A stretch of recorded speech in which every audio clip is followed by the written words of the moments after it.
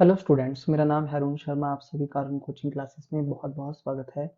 Students, आज हम पढ़ेंगे करंट एसेट के बारे में कि इसमें कौन कौन से जो आइटम्स को इंक्लूड किया जाता है। देखिए, current assets are classified on shown under the following 6 head. देखिए यहाँ पे 6 हेड में क्लासिफाई किया गया है करंट एसेट्स को।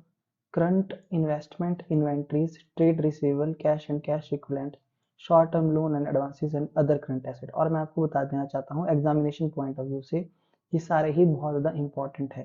तो current assets and their features as defined as per the schedule 3 of companies act 2013। तो देखिए, इस चैप्टर में पहले ही मैंने आपको ये चीज़ें बता दी थी कि करंट एसेट के जो फीचर्स हैं, कौन कौन सी जो फीचर्स हैं, है ना, करंट एसेट के हैं, है ना, कौन सी करंट होगी कौन सी नॉन करंट होगी, मैं आपको बता चुका हूँ। तो एक एक करके अब हम ये जो आइटम्स यहाँ पे लिखी गई है ना, इनको देखेंगे। फर्स्ट ऑफ ऑल है करंट इन्वेस्टमेंट।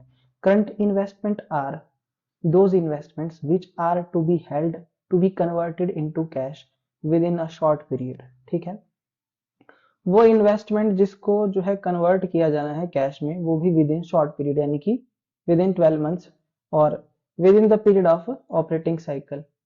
करंट इन्वेस्टमेंट को क्लासिफाई किया गया है investment in equity shares, investment in preference shares, investment in government टू और trust securities, investment in ventures और bonds, investments in mutual funds.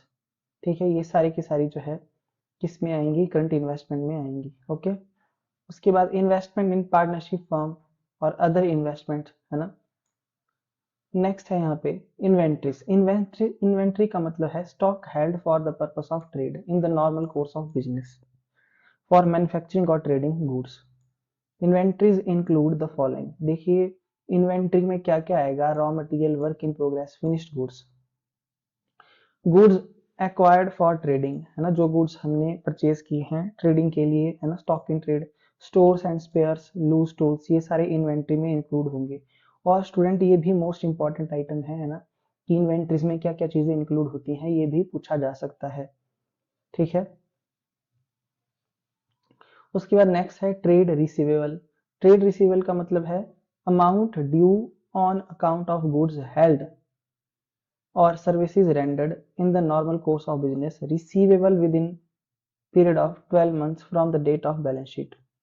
ठीक है, तो ट्रेड रिसीवेबल में क्या आएगा, सन्ड्री डेटर और बिल्स रिसीवेबल। सपोज करिए आपने जो है वो किसी को गुड्स सेल किए हैं, किसी को सर्विसेज दी है बिजनेस में, बट उसका अमाउंट अभी आपको रिसीव होगा, वो भी within 12 months from the date of balance sheet या within the operating cycle. तो उसको हम ट्रेड रिसीवेबल में उस अमाउंट को जो है वो इंक्लूड करेंगे, है ना, जैसे कि सन्ड्री डेटर्स हैं या बिल्स रिसीवेबल हैं।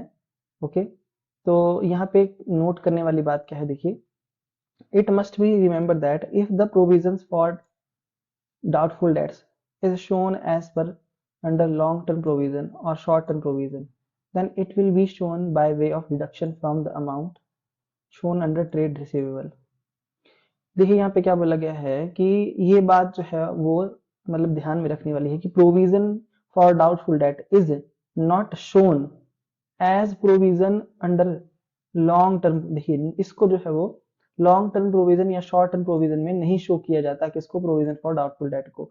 इसको क्या करेंगे हम, जो भी हमारा ट्रेड रिसीवेबल का अमाउंट होगा वहां से इसको डिडक्ट किया जाएगा एसेट साइड में। ठीक है, ओके जी। यहाँ पे देखिए, जैसे कि बताया गया है आपके पास जो मैक्सिमिन लिमिटेड है उसके डेटर्स है 9 लाख के, और वो डिसाइड कर रही है कि वो एक क्रिएट करेगी provision for doubtful debt 5% on debtors. तो show the debtors and provision for doubtful debt in notes to accounts of the balance sheet. ठीक है, नोट्स टू अकाउंट्स में आपने डेटर्स और प्रोविजन फॉर डाउटफुल डेट को बताना है। तो प्रोविज देखिए, दो कंडीशन है, provision for doubtful debt is shown as short term provision और दूसरा provision for doubtful debt is shown by way of deduction from debtor. ठीक है, एक तो है कि आपने इसको शॉर्ट टर्म प्रोविजन में दिखाना है प्रोविजन फॉर डाउटफुल डेट को, और दूसरे में डिडक्ट करके दिखाना है। देखिए, तो पहले केस के अनुसार जब हम प्रोविजन फॉर डाउटफुल डेट को शॉर्ट टर्म प्रोविजन में शो करेंगे तो यहाँ लिखेंगे short term provision notes to accounts में provision for doubtful debt 45,000। Okay, 5% निकाला हमने 9 लाख का, बाकी ट्रेड रिसीवेबल यहाँ पे डेटर शो कर देंगे कितने, 9 लाख के। ठीक है, अच्छा, इन केस अगर हम डिडक्ट करते हैं, है ना, when provision for doubtful debt is shown by way of deduction from the debtors, तो ट्रेड रिसीवेबल में जो हमने डेट शो किए होंगे है ना, उसमें से provision for doubtful date minus हो जाएगा और बाकी के डेट्स जो है यहाँ पे हम लिख देंगे। ओके, तो दोनों केसेस मैंने आपको बता दिए। उसके बाद जो नेक्स्ट आइटम है वो है cash and cash equivalents. Cash and cash equivalents are the most liquid asset है, जिसको हम जो है वो जल्दी से जल्दी है ना क्विकली कन्वर्ट कर सकते हैं कैश में, है ना, constituting a part of an entity's asset base. Cash equivalents का मतलब है asset that are readily convertible into cash of a known amount and satisfy the two conditions list below। मतलब जिसको जो है कन्वर्ट किया जा सकता है कैश में, वो भी स्पीड के साथ में, ठीक है। मतलब ये मोस्ट लिक्विड एसेट है हमारी कैश एंड कैश इक्विवेलेंट। और कैश इक्विवेलेंट में जो है वो दो कंडीशंस यहाँ पे बताई गई हैं कि cash equivalent has a short maturity span generally over 3 month, है ना, तो विद इन 3 मंथ आप मतलब इसको कन्वर्ट कर सकते हैं कैश में, और has insignificant risk of change in value.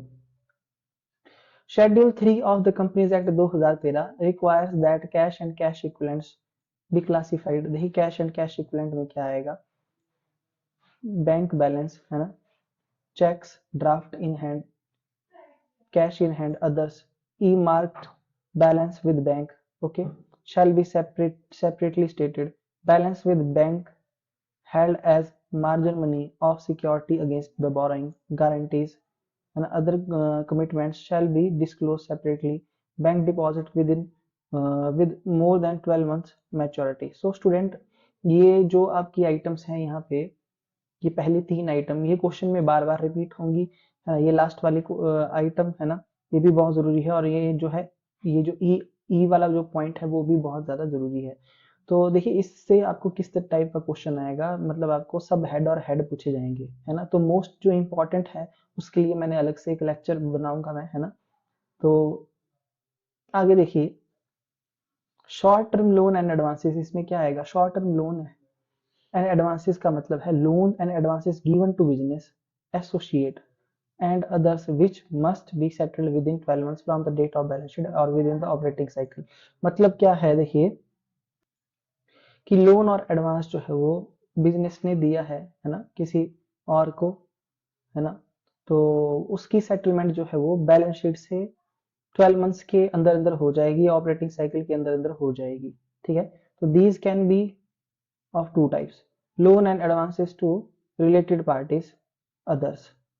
Students मैं आपको भी बता देता हूँ कि मतलब ये पॉइंट जो है जरूरी तो है ना, पर इसमें जो है यहाँ पे जैसे कि मैंने आपको बता दिया, आपने ज्यादा कंफ्यूज नहीं होना है, इससे आपको जो है वो कम से कम 3 या 4 नंबर का क्वेश्चन आएगा, और वो भी आपको सब हेड हेड पूछे जाएंगे। तो जो मोस्ट इंपॉर्टेंट आइटम मैंने वहां पे लिखी है वो ही बार बार रिपीट होती है।